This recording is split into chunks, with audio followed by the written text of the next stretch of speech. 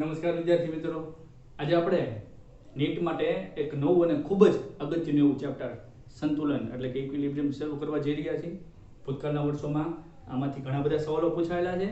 Equally આપણે વિચાર કરીએ તો મિનિમમ 2 સવાલો આ ચેપ્ટરમાંથી પૂછાય છે અને આવડા મોટા ચેપ્ટરમાંથી આપણે એટલું નાનું કન્સેપ્ટ કાઢી અને બહુ જ શોર્ટ એન્ડ સ્વીટ તમને આપવા જઈ રહ્યા છીએ. તો આ આપણા કુલ 3 વિડીયો લેક્ચર બનશે અને 3 વિડીયો લેક્ચરમાં તમને કન્ટેન્ટ પ્લસ નીટમાં પૂછાયેલા એમસીક્યુ આપણે અહીંયા તૈયાર કરવામાં આવશે. એટલે ખૂબ સચોટ રીતે તૈયારી કરવી. આપણે હાલમાં બધા 11 સાયન્સના ડોર ડાય ચેપ્ટરની જ તૈયારી કરી રહ્યા છીએ. તો આ બાબતે ખાસ એલર્ટ રહેવું અને સરસ મજાની તૈયારી કરવી. તો સંતુલન જે આપણે ચેપ્ટર શીખવા જઈ રહ્યા છીએ, જેને આપણે ઇક્વિલિબ્રિયમ પણ કહીએ છીએ, નીટ અને જેડબલઈ માટે અગત્યનું છે.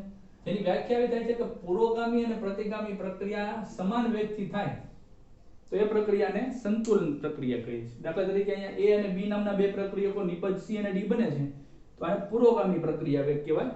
Rate of forward reaction RF વડે દર્શાવી શકાય. R એટલે રેટ એટલે કે વેગ, F એટલે forward, rate of forward reaction.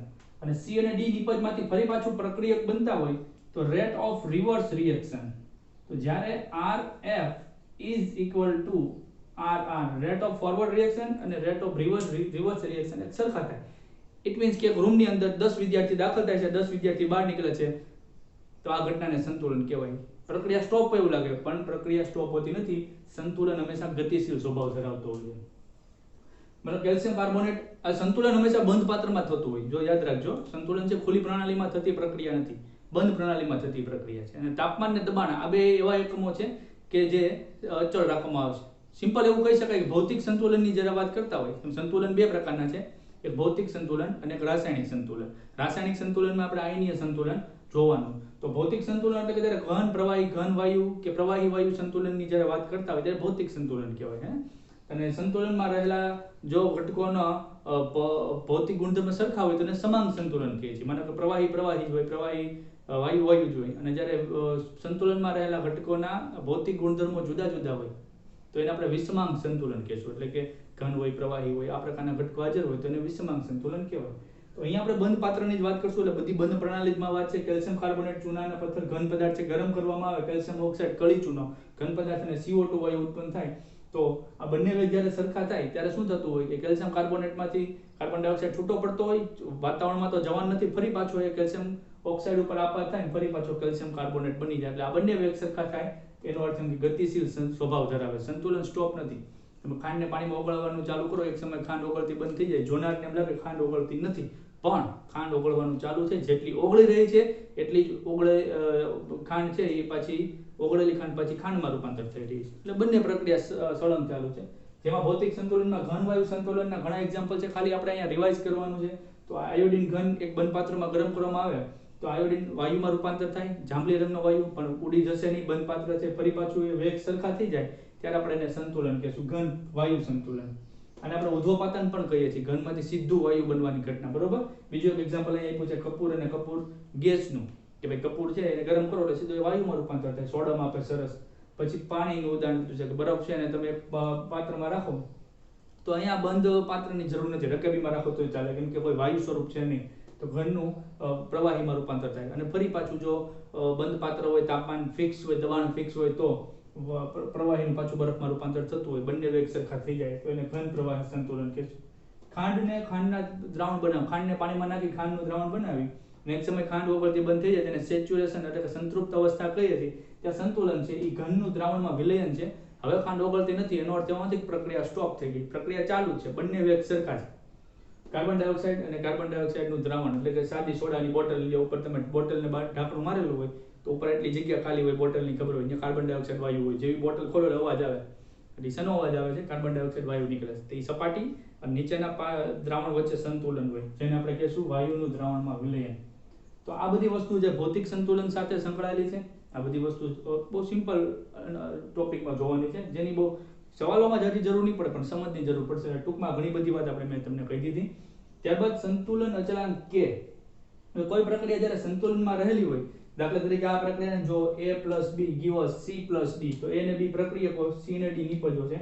માનો કે A અને B પ્રક્રિયકોના મોલ સંખ્યા થાય છે સ્મોલ a અને સ્મોલ b, સ્મોલ c અને સ્મોલ d.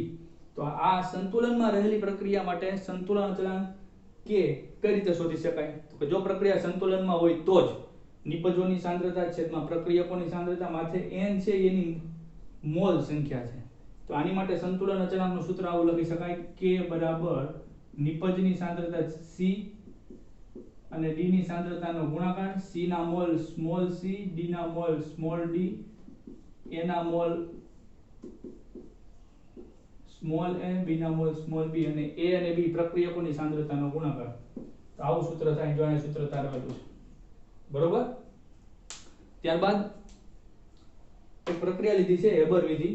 હેબર વિધિની રિવર્સ પ્રક્રિયા છે, તો એમોનિયાનું વિઘટનની પ્રક્રિયા છે. તો સમીકરણ બેલેન્સ છે કે સંતુલન અચળાંક k કઈ રીતે લખી શકાય? તો કે k બરાબર નિપજની સાંદ્રતા 1 મોલ છે એટલે માથે 1 ઘાત, H2 ના 3 મોલ છે એટલે માથે 3 ઘાત, છેદમાં NH3 ની સાંદ્રતા 2 મોલ છે. અને જો આ પ્રક્રિયાની હેબર વિધિ આપણે લખીએ, હેબર વિધિ એટલે N2 plus H2 give us 3H2 give us 2NH3. તો આની માટે આપણે જો k કહેતા હોય તો C for concentration, તો આની માટે આપણે ડેશ લગાડશું Kc ડેશ. તો એ સૂત્ર થાય NH3 નિપજની સાંદ્રતા એના મોલ સંખ્યા સ્ક્વેર છેદમાં N2 અને H2 ની સાંદ્રતાની ઘન. તો Kc અને Kc ડેશ વચ્ચેનો સંબંધ જો આ જે છે એનાથી એક્ઝેક્ટ ઉલટું છે તો આપણે આવો સંબંધ કહી શકાય Kc અને Kc ડેશ બેમાં વ્યસ્ત ચલનનો સંબંધ. કેમ કે આ જે અંશમાં છે એ છેદમાં છે અને આ છેદમાં છે અંશમાં. તો Kc અને Kc ડેશ વચ્ચે આ પ્રકારનો સંબંધ છે. અહીંયા એક સક્રિય જથ્થાનો નિયમ લખ્યો છે. બહુ ડીપમાં ન જાય, સમજીએ. સક્રિય જથ્થાનો નિયમ શું? તો કે રેટ ઓફ રિવર્સ રિએક્શન છેદમાં રેટ ઓફ ફોરવર્ડ રિએક્શન. આનો જે ગુણોત્તર છે એને સક્રિય જથ્થાનો નિયમ કહે છે, જેને આપણે હાલમાં મોલ સંખ્યા કહીએ છીએ, જેને સક્રિય જથ્થો કહેવામાં આવતો. હવે કેટલાક ઇમ્પોર્ટન્ટ સૂત્રો મેં બોર્ડ માથે લખ્યા છે, યાદ રાખવા જરૂરી છે. શોર્ટકટ કી થી પણ મેં તમને યાદ રાખવાનો પ્રયત્ન કર્યો છે. કેટલા સૂત્રો છે? 3 સૂત્રો છે. તો કે જ્યારે પ્રક્રિયકો વાયુરૂપ સ્વરૂપમાં હોય ત્યારે સંતુલન અચળાંકને Kp, P ફોર પ્રેશર, જ્યારે પ્રક્રિયકો અને નિપજો પ્રવાહી હોય ત્યારે એની સાંદ્રતા માપવાની હોય તો એને Kc વડે દર્શાવવામાં આવશે. K છે અહીંયા આ જો વાયુરૂપ છે આને મોટા ભાગે Kp વડે દર્શાવતા હોય. સાંદ્રતા વડે દર્શાવી શકાય પણ મોટા ભાગે Kp. જ્યારે પ્રક્રિયકો નિપજો જ્યારે મોલ અંશમાં ગણવામાં આવે, એની સંખ્યા મોલ અંશમાં જ્યારે x, ત્યારે એને Kx કહેવામાં આવે. તો Kp, Kc અને Kx વચ્ચેના સંબંધો કયા પ્રકારના? તારવણીમાં નહીં જવાનું, સૂત્ર. કેમ કે ખાલી સૂત્ર 4 માર્કમાં પૂછેલું છે ભૂતકાળમાં. તો સૂત્ર શું થાય છે? Kp બરાબર Kc RT raise to delta Ng. આવો એક સવાલ નીટમાં પૂછાયેલો હતો. સવાલો સોલ્વ કરશો તો ખ્યાલ આવશે. તો ઘણા વિદ્યાર્થી Kc બરાબર Kp RT raise to delta Ng કરી નાખતા હોય છે. જ્યાં ડેલ્ટા Ng શું છે? ડેલ્ટા એટલે તફાવત, n એટલે મોલ, g એટલે વાયુરૂપ. તો ડેલ્ટા Ng બરાબર Np Nr. આ જ નિયમ છે ને, અંતિમ માઈનસ પ્રારંભિક, નિપજ માઈનસ પ્રક્રિયક. આ જ નિયમ છે, અંતિમ માઈનસ પ્રારંભિક, નિપજ માઈનસ પ્રક્રિયક. P for product, R for reactant. તો પ્રોડક્ટના મોલ માઈનસ પ્રક્રિયકના મોલ. ક્યારે? કે જ્યારે પ્રક્રિયકો વાયુરૂપ સ્વરૂપમાં હોય ત્યારે. જ્યારે ઘન અને પ્રવાહી હોય તો એના મોલ નહીં ગણવાના, વાયુના જ મોલ ગણવાના. નિપજમાં માનો કે એક મોલ ઘન છે અને 2 મોલ પ્રવાહી છે અને 3 મોલ વાયુ છે, તો ટોટલ નહીં મારવાનો, 3 મોલ વાયુને જ ગણવાના. એવી રીતે જ ગણતરી કરવાની. તો ઈ મોલ સંખ્યાની બાદબાકી એટલે delta n, g for gas. બરોબર. તો આનું સૂત્ર છે, શોર્ટકટ કી શું છે? કાલે પીસી પર રાત્રે નાગ બેઠો. વાર્તા કે રાતે પીસી પર્સનલ કોમ્પ્યુટર પર જે હોય તે માથે નાગ બેઠો. આપણે જતા હતા રાતે નાગ જોઈ ગયા, તો એ ઉપરથી વિચાર આવ્યો, કાલે પીસી પર રાત્રે નાગ બેઠો. કાલે એટલે કે પીસી, પી અને સી, પહેલા પી અને પછી સી આવે. સીપી નથી કીધું, બરોબર. રાતે એટલે આરટી, માથે બેઠો એટલે ઘાતમાં, નાગ એટલે એનજી. થઈ ગયું ને? કાલે પીસી પર કેપી બરાબર કેસી, રાતે આરટી, માથે નાગ બેઠો એનજી. થઈ ગયું સૂત્ર.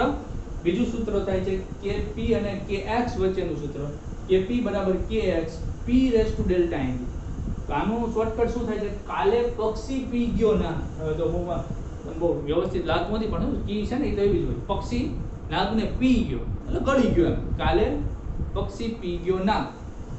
તો કાલેનો કે આ બે પક્ષી px WhatsApp ની પાસે, સોશિયલ મીડિયા પક્ષી px, પી ગયો એટલે કે પી, નાગ એટલે માથે ઘાત.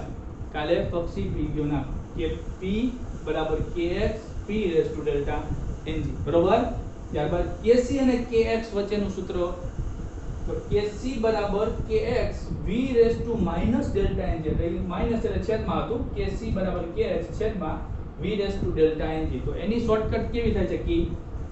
હવે જ્યારે એક નાગ પીસી ઉપર બેઠો હતો ને ત્યારે બીજો નાગ નીચે પીસી ટેબલ ઉપર હોય, નીચે એક નાગ બેઠો હતો, એ નાગ ક્રિકેટ રમતો હતો, એ CX એટલે 6 મારે નીચે વાળો નાગ, નીચે જે નાગ બેઠો છે ઉપરવાળા નાગને 6 મારે છે, ઉપરવાળો નાગ બોલિંગ કરતો છે, જે કઈ હોય 6 મારે નીચે ને છેદમાં વાળો એટલે v નાગ એટલે 6, બરોબર.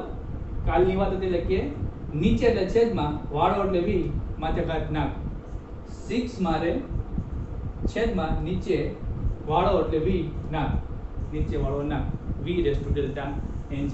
આ સૂત્ર શોર્ટકટ કી ની મદદથી હંમેશા આજીવન યાદ રહી જાય, એ પ્રકારની આપણી શોર્ટકટ કી બનાવેલી છે. અને ડેલ્ટા ng બરાબર મેં તમને વાત કરી દીધી, વાયુ રૂપ જ ખાસ યાદ રાખો, પ્રવાહી અને ઘનના મોલ ગણવાના નહીં. લોસ એટેલિયરના સિદ્ધાંતની વાત કરીએ તો લોસ એટેલિયરનો સિદ્ધાંત પ્રક્રિયક અને નિપજ જ્યારે બનતી હોય અને જ્યારે સંતુલન સ્થપાય ત્યારે જો સાંદ્રતામાં ફેરફાર કરવામાં આવે, સાંદ્રતામાં ફેરફાર કરવામાં આવે તો આપણે બે વિચાર કરશું કે પ્રક્રિયક A and B ની સાંદ્રતા વધે, A અને B ની સાંદ્રતા વધે તો પ્રક્રિયકોનો જથ્થો વધ્યો. લસ એટેલિયરનો નિયમ એટલે તમે પેલું ત્રાજવું વિચાર કરી લેવાનો, હાથમાં પકડતા ને બે બાજુ પલ્લું હોય, બે ત્રાજવામાં માનો કે 5-5 કિલો ઘઉં રાખ્યા છે તો સંતુલન સ્થપાયેલું છે, નથી આમ જતું નથી આમ જતું, પણ આ બાજુ 5 કિલો છે અને આ બાજુ 5 કિલો, અહીંયા 2 કિલો એક્સ્ટ્રા રાખવામાં આવે તો એ ઘઉંનું પલ્લું ઝૂકી જાય. ફરી પાછું સંતુલન કરવું શું કહું, અહીંયા 2 કિલો વધારે છે એમાંથી 1 કિલો અહીંયા નાખી દો એટલે અહીંયા 6 કિલો ને અહીંયા 6 કિલો, બરોબર. તો જે બાજુ જથ્થો વધે એનાથી વિરુદ્ધ દિશામાં પ્રક્રિયા આવે. તો A અને B ની સાંદ્રતા જો વધે તો આ જે સાંદ્રતા વધી એટલે પ્રક્રિયા પુરોગામી દિશામાં હાલશે. એવી જ રીતે C અને D ની સાંદ્રતા ઘટે તો આ બાજુ 5 કિલો ઘઉં અને આ બાજુ 5 કિલો ઘઉં, અહીંથી 2 કિલો ઘઉં કાઢી લ્યો એટલે 3 કિલો ઘઉં જ વધ્યા, આ બાજુ 5 કિલો થઈ ગયા, આ બાજુ વધ્યું, સંતુલન વિખાઈ. તો શું કરવાનું, અહીંથી 2 કિલો કાઢ્યા ને, અહીંથી 1 કિલો ઘઉં અહીંયા જવા દે તો અહીંયા 5 માંથી 4 કિલો જ વધ્યા ને 3 માં 1 આવ્યા એટલે 4 કિલો, ફરી પાછા 4 કિલો. ઇન શોર્ટ જો આ બાજુનો જથ્થો ઘટે તો ઓટોમેટિક આ બાજુનો જથ્થો વધી ગયો, તો તોય પ્રક્રિયા પુરોગામી દિશામાં આવે. A અને B ની સાંદ્રતા વધે અથવા તો C and D ની સાંદ્રતા ઘટે.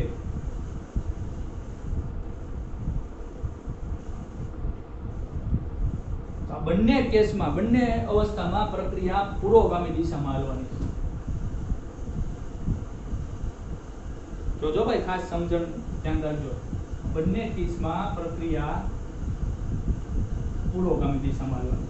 બીજી વાત કરીએ, C અને D ની સાંદ્રતા વધે, C અને D નો નિપજનો જથ્થો વધારવામાં આવે અથવા તો A અને B પ્રક્રિયકનો જથ્થો ઘટાડવામાં આવે, તો પ્રક્રિયકનો જથ્થો ઘટાડવામાં આવે તો ઓટોમેટિક નિપજનો જથ્થો વધી ગયો. સંતુલન સ્થપાયા પછીની વાત છે મિત્રો, સંતુલન પહેલાની હો, જોજો. સંતુલન સ્થપાઈ ગયા પછી એ પ્રક્રિયકનો જથ્થો ઘટાડી દેવામાં આવે તો નિપજનો જથ્થો વધી ગયો, પ્રક્રિયા પ્રતિગામી. અથવા તો A and B ઘટે તો બંને કેસમાં પ્રક્રિયા ઊંધી પ્રતિગામી. ક્યાં સુધી પ્રતિગામી પ્રક્રિયા આવે? જ્યાં સુધી નવું સંતુલન ન સ્થપાય ત્યારે. ઇન શોર્ટ, કોઈ પણ પ્રક્રિયા સંતુલન સ્થપાવવા તરફ જતી હોય, સંતુલન સ્થપાય એટલે સેચ્યુરેશન આવી જાય, પ્રક્રિયા સ્ટોપ નથી, સંતુલન ગતિશીલ જ છે પણ બંને વેગ સરખા છે એટલે ખબર જ ન પડે. મેં તમને કીધું ને કે એક ક્લાસમાં 10 વિદ્યાર્થી એન્ટર થાય છે, 10 વિદ્યાર્થી બહાર નીકળે છે, તો જોનારને એમ જ લાગે ભાઈ બે બાજુની સંખ્યા હરખી છે, કેમ કે 10 એન્ટર થયા 10 બહાર ગયા, પણ પ્રક્રિયા તો ચાલુ જ છે, પ્રક્રિયા સતત ચાલુ, 10 અંદર જાય 10 વિદ્યાર્થી બહાર જાય. તો આ રીતે સંતુલન ગતિશીલ હોય છે. બીજું, જો તાપમાનમાં ફેરફાર કરવામાં આવે તો શું અસર પડે પ્રક્રિયાને?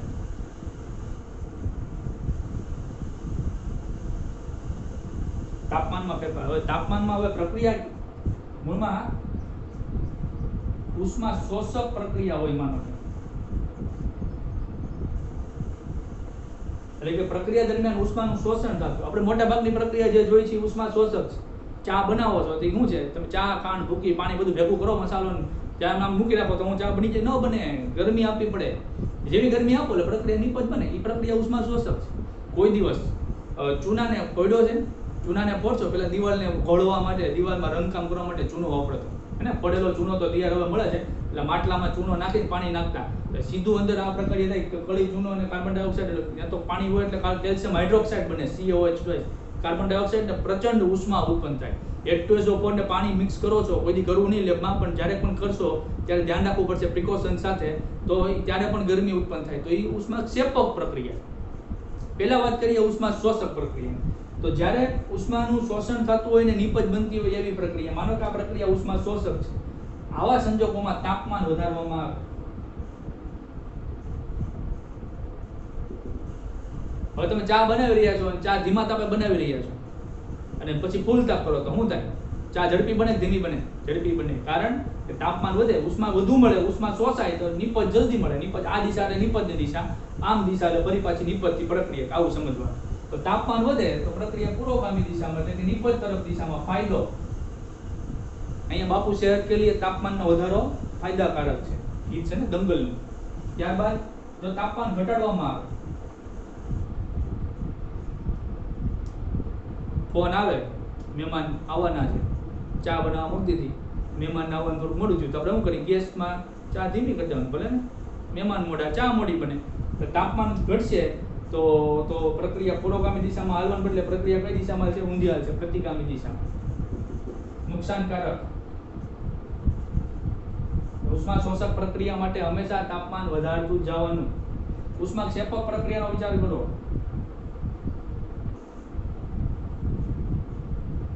જે પ્રક્રિયામાં ગરમી ઉત્પન્ન થાય, તો અહીંયા પ્રક્રિયક જોડાય, નિપજ બને, પ્લસ ગરમી ઉત્પન્ન થાય. અહીંયા બસ લખી નાખું ઉષ્મા. તો અહીંયા ઉષ્મા છે નિપજ તરીકે કામ કરે છે. તો ઉષ્મા નિપજ તરીકે કામ કરે અને અહીંયા તમે તાપમાનનો વધારો કરો તો લો સેટેલના નિયમ મુજબ પ્રક્રિયા સંતુલનમાં છે, ગરમી ઉત્પન્ન થઈ રહી છે, નિપજની સાથે ગરમી ઉત્પન્ન થઈ રહી છે, અને એમાં તમે બંધ પાત્રમાં તાપમાન વધારો તો નિપજ છે, ગરમી છે, ઉષ્મા છે નિપજ તરફ છે, ગરમી વધારો તો ઉષ્માનો જથ્થો વધ્યો, ઇન શોર્ટ નિપજનો જથ્થો વધ્યો, એટલે પ્રક્રિયા પ્રતિગામી દિશામાં. ઉષ્મા ક્ષેપક પ્રક્રિયા માટે તાપમાનનો વધારો પ્રક્રિયાને પ્રતિગામી દિશામાં લઈ જાય. પ્રતિગામી દિશા એટલે નિપજ બની ગયા છે, એમાંથી પાછા પ્રક્રિયક બને, નુકસાનનો ધંધો છે. ઉષ્મા ક્ષેપક માટે તાપમાનમાં ઘટાડો કરવામાં આવે, એટલે કે પ્રક્રિયામાં કુલન્ટ ગોઠવવામાં આવે અથવા મિશ્રણની આજુબાજુ બરફ ગોઠવવામાં આવે તો પ્રક્રિયકો જોડાણા, નિપજમાંની ઉષ્મા ઉત્પન્ન થઈ. જેવી ઉષ્મા ઉત્પન્ન થાય એટલે પછી તાપમાન ઘટાડી નાખવામાં આવે તો ઉષ્માનો જથ્થો ઘટ્યો, એટલે કે સંતુલન સ્થપાઈ ગયા બાદ નિપજ તરીકે ઉષ્મા કાર્ય કરે છે અને ઉષ્માનો જથ્થો ઘટે તો નિપજનો જથ્થો ઘટ્યો, નિપજનો જથ્થો ઘટ્યો, પ્રક્રિયકનો વધ્યો, એટલે પ્રક્રિયા પુરોગામી દિશામાં હાલે. તો જો આ બધા કન્સેપ્ટના ઉપયોગ કરીને જવાબ આપવાના થાય એટલે તાપમાનનો આ ફેરફાર આ રીતે જવાબ આપે, આ રીતે અસર કરતો હોય. હવે જ્યારે પ્રક્રિયકોને વાયુઓ દબાણ વાયુ અવસ્થામાં હોય, પ્રક્રિયકોને નિપજો બધા, અથવા તો કોઈ એકાદો પ્રક્રિયક એકાદી નિપજ પ્રવાહી કે ઘન હોય તો ચાલે, પણ બંને બાજુ વાયુ હોવા જરૂરી છે. ફોર એક્ઝામ્પલ આપણે હેબર વિધિ આ વાયુ છે, નાઇટ્રોજન વાયુ, હાઇડ્રોજન વાયુ, એમોનિયા વાયુ. આવી પરિસ્થિતિની વાત કરીએ, જો અહીંયા કેલ્શિયમ કાર્બોનેટ ઘન છે, આ ઘન છે અને આ ખાલી કાર્બન ડાયોક્સાઇડ વાયુ છે, આવી પરિસ્થિતિની વાત નહીં કરવાની. પ્રક્રિયક ને નિપજ બંનેમાં ક્યાંક વાયુ હોવા જોઈએ તો દબાણની અસર થાય. કેમ કે તમે જાણો છો ઘન ને પ્રવાહીને કઈ દબાણની અસર થતી નથી. જો આ દબાયું કઈ અસર ન થાય, ચોખ્ખી વાત. તો દબાણ જ્યારે વાયુ અવસ્થામાં જ હોય પ્રક્રિયકો,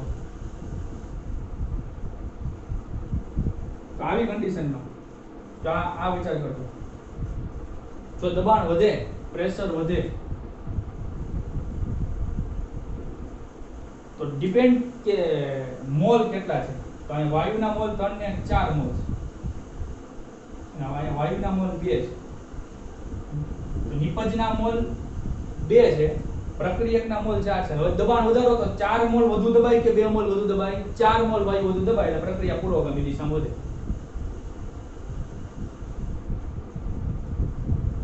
આ કન્ડિશનમાં પ્રક્રિયકના 2 મોલ છે, નિપજના 2 ને 3 ને 4 મોલ છે. તો આવા કન્ડિશનમાં નિપજ વધુ દબાય તો પ્રક્રિયા પાછી પ્રતિગામી વધે. એટલે જોવું પડશે આપણે ને, ખાલી એમ ન કહી શકે ડિપેન્ડ છે ભાઈ કઈ પ્રક્રિયા છે. પ્રેશર વધે તોની વાત છે. અને આપણે અત્યારે એક્ઝામ્પલ આ માટે જોઈ લઈએ છીએ, બરોબર? જો દબાણ ઘટે તો દબાણ ઘટાડવામાં આવે 4 મોલ 2 મોલ 4 મોલ છે વધુ દબાણ અનુભવતા હતા એટલે પુરોગામી હાલતા હતા. દબાણ જો ઘટે તો નિપજથી પ્રક્રિયા તરફ ઊંધી પ્રક્રિયા હાલે. ઇન શોર્ટ પ્રક્રિયા પ્રતિગામી દિશામાં ચાલે. આપણે આ એક્ઝામ્પલ માટે વાત કરીશું. આમાં પાછું દબાણ બાબતે તમારે જોવું પડશે કે ભાઈ કોના મોલ વધારે છે. જો પ્રક્રિયકના મોલ વધારે હોય અને દબાણ વધારવામાં આવે તો પ્રક્રિયક વધુ દબાય, નિપજ બને. જો નિપજના મોલ વધારે હોય, વાયુરૂપ નિપજો, તો દબાણ વધારવામાં આવે તો નિપજ વધુ દબાય તો પ્રક્રિયા પ્રતિગામી આવે. છેલ્લે ઉદ્દીપકનો ઉમેરો. ઉદ્દીપક કોને કહેવાય છે? જે રાસાયણિક પ્રક્રિયાના વેગમાં વધારો કરે, સક્રિયકરણ ઉર્જા ઘટાડે. ઉદ્દીપક માટે હું પ્રક્રિયક હું નિપજ, એની માટે બધા સરખા. એ તો પુરોગામી પ્રક્રિયા વેગે વધારે અને પ્રતિગામી પ્રક્રિયા વેગે વધારે. ઉદ્દીપક બંને વેગ સરખા વધારે, એને કાંઈ ફેર ન પડે. તો ઉદ્દીપકના ઉમેરાથી પ્રક્રિયાને કાંઈ ફેર પડે નહીં. બીજું નિષ્ક્રિય વાયુનો ઉમેરો. તો નિષ્ક્રિય વાયુના ઉમેરામાં શું ફેર પડે? કેમ કે નિષ્ક્રિય વાયુ તો પોતે જ નિષ્ક્રિય છે. એ આવ્યો બસ આટો મારીને વયો જાય, કેમ કે પ્રક્રિયા તો કરતો નથી. એટલે નિષ્ક્રિય વાયુના ઉમેરાથી પણ કાંઈ ફેર પડતો નથી.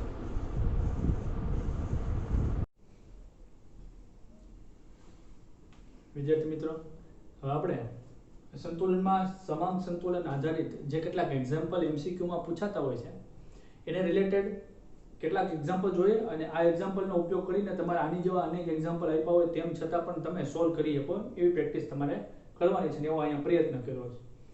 સમાન સંતુલન કોને કીધું? કે ભાઈ જ્યારે પ્રક્રિયકો અને નિપજો બધા સમાન કલા એટલે કે ભૌતિક અવસ્થા સરખી હોય, કે પ્રક્રિયકો નિપજો બધા કાં તો વાયુ અવસ્થામાં જ હોય કાં તો પ્રવાહી અવસ્થામાં જ હોય, એને સમાન સંતુલન કહેવામાં આવ્યું છે.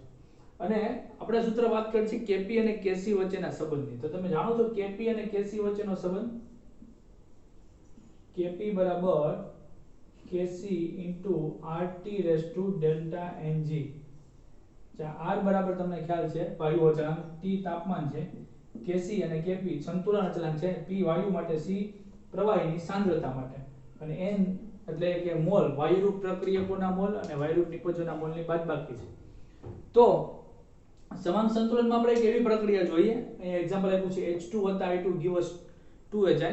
તો આમાં બધા વાયુ છે તો સમાન સંતુલન છે. પણ અહીંયા પ્રક્રિયકોના મોલ 1 + 1 એટલે 2 મોલ અને નિપજના મોલ 2 એટલે ડેલ્ટા Ng બરાબર જે કહે ને Np - Nr, Np પ્રોડક્ટના મોલ માઈનસ રિએક્ટન્ટ Nr, તો 2 - 2 2 - 2 એટલે 1 = 0 થઈ જાય. ડેલ્ટા Ng બરાબર 0 થઈ જાય છે.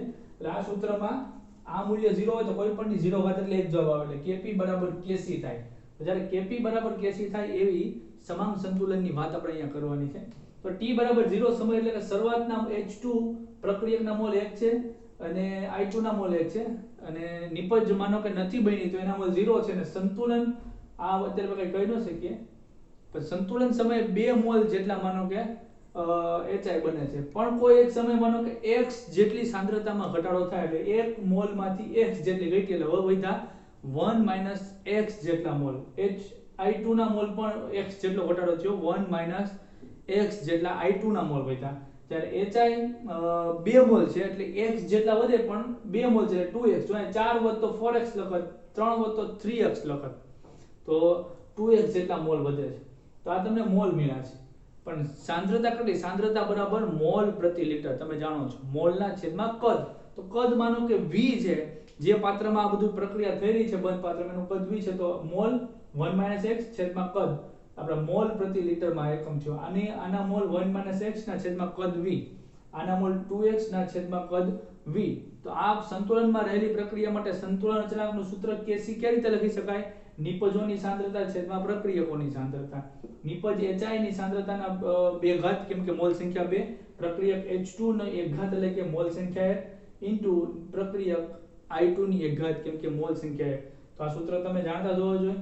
HI ની સાંદ્રતા કેવી છે સંતુલન સમયે 2x ના છેદમાં v અને નિયમ મુજબ સ્ક્વેર છેદમાં H2 ની સાંદ્રતા કેટલી છે 1 - x ના છેદમાં v. I2 ની સાંદ્રતા કેટલી છે 1 - x ના છેદમાં v. આ મોલ છે, આ સાંદ્રતા છે. બસ આને આપણે વિસ્તૃત સ્વરૂપે સમીકરણનો ઉકેલ લાવવાનો છે.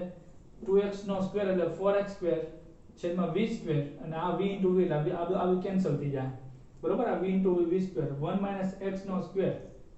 તો આ કેસી નું સૂત્ર ઓપ્શન્સમાં આપ્યું હોય. કેપી નું સૂત્ર કેવું થાય? તો એ વાયુ માટે છે તો પ્રેશરને લેવામાં આવે. તો પ્રેશર ઓફ HI નો સ્ક્વેર છેદમાં pressure of H2 into pressure of I2. તો જ્યારે સાંદ્રતાની વાત આવે ત્યારે ચોરસ બોક્સ લખીએ છીએ, પણ જ્યારે વાયુની વાત આવતી ત્યારે દબાણ આપેલ પ્રેશર લખવાનું હોય. અને કોઈ પણનું આંશિક દબાણ કેટલું થાય? તો કે કુલ દબાણ જે બંધ પાત્રમાં પ્રક્રિયા થતી, માનો કે બંધ પાત્રમાં પ્રક્રિયા થઈ રહી છે તેમાં પ્રક્રિયક પણ હશે અને એમાંથી જે નિપજ બની રહી છે એ નિપજ પણ હશે. બધાનું જે કુલ દબાણ છે એ ગુણ્યા જે પ્રક્રિયકના આંશિક દબાણની વાત ચાલતી હોય એના મોલ અંશ, અને મોલ અંશ બરાબર શું થાય? ઘટકના મોલ છેદમાં કુલ મોલ. આ તો બધું તમે જાણતા હોવા જોઈએ અને જાણતા જ હોય. તો આની માટે પણ સૂત્ર બનાવી શકાય. એની જેવું સૂત્ર આપણે નેક્સ્ટ એક્ઝામ્પલમાં જોઈએ. હવે આપણે જે એક્ઝામ્પલ જોઈ રહ્યા છીએ કે ભાઈ ઘણીવાર એક અમુક પ્રક્રિયા એવી હોય કે જ્યારે ડેલ્ટા Ng નું મૂલ્ય 0 કરતા ઓછું, જો અહીંયા હેબર વિધિ, તો ડેલ્ટા Ng બરાબર આપણે જે સૂત્ર લખી છે નિપજના મોલ માઈનસ પ્રક્રિયકના મોલ, તો નિપજના મોલ છે 2 2 માઈનસ પ્રક્રિયકના મોલ 3 ને 1 4, કેમ કે વાયુના જો પ્રવાહી કે ઘનના નહીં લેવાના, તો 3 ને 1 4 મોલ છે, એટલે 4 - 2 -2. તો ડેલ્ટા Ng નું મૂલ્ય 0 કરતા પણ ઓછું છે. ડેલ્ટા એટલે તફાવત, આ n મોલ નો કોનો? તો કે ગેસિયસ વાયુ ફોર્મમાં. તો ડેલ્ટા Ng નું મૂલ્ય માઈનસ માં હોય તો આપણું જે સૂત્ર છે Kp = Kc RT ∆Ng, પણ ડેલ્ટા Ng નું મૂલ્ય તો માઈનસ છે એટલે આપણે છેદમાં લઈ જઈ શકીએ, એટલે Kc ના જે છેદમાં RT ∆Ng, કેમ કે માઈનસ ઘાત છે છેદમાં આવે એટલે પ્લસ થઈ જાય. હવે આ બે ઇક્વલ ક્યારે થઈ શકે? આ બે ઇક્વલ ક્યારે થાય? તો હવે આ Kp નું મૂલ્ય મોટું કે Kc નું મૂલ્ય મોટું? માનો કે Kp નું મૂલ્ય 2 છે તો Kc નું મૂલ્ય કેટલું હોવું જોઈએ? Kc નું મૂલ્ય 4 હોય અને છેદ 2 હોય તો જવાબ 2 બને. બને ને? ઇન શોર્ટ Kc છે ને એ Kp કરતા મોટું મૂલ્ય હોવું જોઈએ. શા માટે? કેમ કે Kc ના ભાગાકારમાં RT ના Ng ઘાત થાય ત્યારે છે કારણ, એટલે જે ભાગાકાર થતો હોય તો આ મૂલ્ય મોટું હોય ને, ભાગાકાર થાય ત્યારે આ મૂલ્ય થાય. તો Kc છે એ Kp કરતા મોટો છે આ સંજોગોમાં. બરોબર? તો જ્યારે Kc નું મૂલ્ય શોધવામાં આવશે એ હંમેશા Kp કરતા મોટું આવવાનું છે. એ પણ વાતને ધ્યાન રાખજો. ઓપ્શનમાં ઘણીવાર પૂછાય કે ડેલ્ટા Ng નું મૂલ્ય 0 કરતા ઓછું હોય ત્યારે આ બે વચ્ચે સંબંધ શું? તો આ સિમ્પલ સમજ દ્વારા, લોજિક દ્વારા તમારે જવાબ આપવાનો થાય. તો આપણે આ પ્રક્રિયાની વાત કરી. હેબર વિધિ સમીકરણ બેલેન્સ છે. શરૂઆતના મોલ 1 છે અને 3 મોલ છે. શરૂઆતમાં નિપજ ન બની હોય તો 0 મોલ, અને માનો કે સંતુલન તપાણું છે ત્યારે 2 મોલ છે. તો માનો કે સંતુલનને કોઈ x જેટલી સાંદ્રતાનો ઘટાડો થાય છે, એટલે 1 માંથી x ઘટ્યા નિપજ બની, આ H2 માં પણ એ જ પ્રકારનું 1 મોલ હોત તો x જેટલો ઘટાડો થાય. તો આપણે એમ કહીએ કે ભાઈ 1 મોલે 1 - x જેટલો ઘટાડો, પણ H2 ના તો 3 મોલ છે તો 3 મોલે કેટલો ઘટાડો? 3 * 1 - x થાય, 3 * 1 - x, અને આમાં x જેટલો વધારો, પણ 2 મોલ છે એટલે 2x જેટલો વધારો, 4 હોત તો 4x, 10 હોત તો 10x જેટલો વધારો. બરોબર છે? આ તો સંતુલન મોલ છે, આ બધા મોલ છે. સાંદ્રતા બરાબર મોલ પ્રતિ લિટર, તો મોલ છે 1/x કદ v, 3 * 1/x કદ v, 2x મોલ ના છેદમાં કદ v. તો આ સાંદ્રતા મળી ગઈ, સંતુલન સમયની સાંદ્રતા. હવે આપણું સૂત્ર સાંદ્રતા બરાબર સંતુલન સમયનું અચળાંક, સંતુલન અચળાંક. જો સાંદ્રતાની વાત કરતા હોય Kc બરાબર નિપજની સાંદ્રતા ચોરસ બોક્સ, એના મોલ સંખ્યા તત્વયોગ મિતિ ગુણાંક ઘાતમાં 2 છેદમાં N2 ની સાંદ્રતા મોલ સંખ્યા 1, H2 ની સાંદ્રતા મોલ સંખ્યા 3 એની ઘાતમાં. Na3 ની સાંદ્રતા કેટલી છે? 1 - x છેદમાં v. Na3 ની સોરી 2x ના છેદમાં v, 2x ના છેદમાં v નો સ્ક્વેર છેદમાં N2 ની સાંદ્રતા 1 - x ના છેદમાં v, H2 ની સાંદ્રતાની 3 ઘાત આવી, H2 ની સાંદ્રતા 3 * 1 - x ના છેદમાં v નો ઘન. હવે આના ખાલી સમીકરણને વિસ્તૃત સ્વરૂપે જોવાનું છે. 2 નો વર્ગ 4, x નો સ્ક્વેર x સ્ક્વેર, આ v સ્ક્વેર થાય, અને આ થાય v ક્યુબ * v, એટલે v ની 4 ઘાત. એટલે અહીંયા અંશમાં v સ્ક્વેર હશે અને છેદમાં v ની 4 ઘાત હશે. 2x આ છેદમાં છે અને આ છેદનો છેદ છે, v ની 4 ઘાત છેદનો છેદ અંશમાં આવે, છેદનો છેદ અંશમાં આવે, v ની 4 ઘાત ના છેદમાં v સ્ક્વેર, એટલે હવે વચ્ચે ખાલી v સ્ક્વેર, કેમ કે છેદમાં v સ્ક્વેર અને આ છેદનો છેદ v ની 4 ઘાત અંશમાં આવ્યો, એટલે આવું વધ્યું. આ છેદનો છેદ અંશમાં આવ્યો એટલે v ની 4 ઘાત અને આ v સ્ક્વેર વધ્યું. બરોબર? પછી 3 નો ઘન 27, 1 - x ની 3 ઘાત * 1 - x, એટલે 1 - x ની 4 ઘાત થયો. તો આ Kc નું સૂત્ર સોલ્યુશન આપણે મેળવ્યું. હવે Kp નું મળીએ. Kp નું થોડુંક લેન્ધી થાય છે પણ સમજવું તો પડશે. તો Kp નું સૂત્ર આવું થાય કે જો વાયુ અવસ્થામાં લેવામાં આવે અને સાંદ્રતાને ધ્યાનમાં લઈને વાયુને ધ્યાનમાં લેવામાં આવે તો પ્રેશર ઓફ NH3 ના 2 મોલ એટલે એનો સ્ક્વેર આ મુજબ જ સાંદ્રતામાં બોક્સ કરશું અને જ્યારે દબાણની વાત આવે ત્યારે P કરશું. પ્રેશર ઓફ N2 બરોબર 1 ઘાત, પ્રેશર ઓફ H2 3 મોલ છે એટલે 3 ઘાત. મેં તમને કીધું ડાલ્ટનનો આંશિક દબાણનો નિયમનું સૂત્ર આવું છે. પ્રેશર ઇઝ ઇક્વલ ટુ આંશિક દબાણ કેટલું ભાઈ આ બંધ પાત્રમાં મેં જોયું તો બંધ પાત્રમાં પ્રક્રિયા હાલતી હોય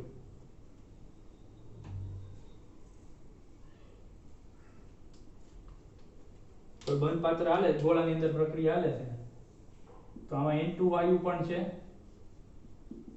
H2 વાયુ પણ છે અને એમાંથી સંતુલન સમયે NH3 વાયુ પણ છે.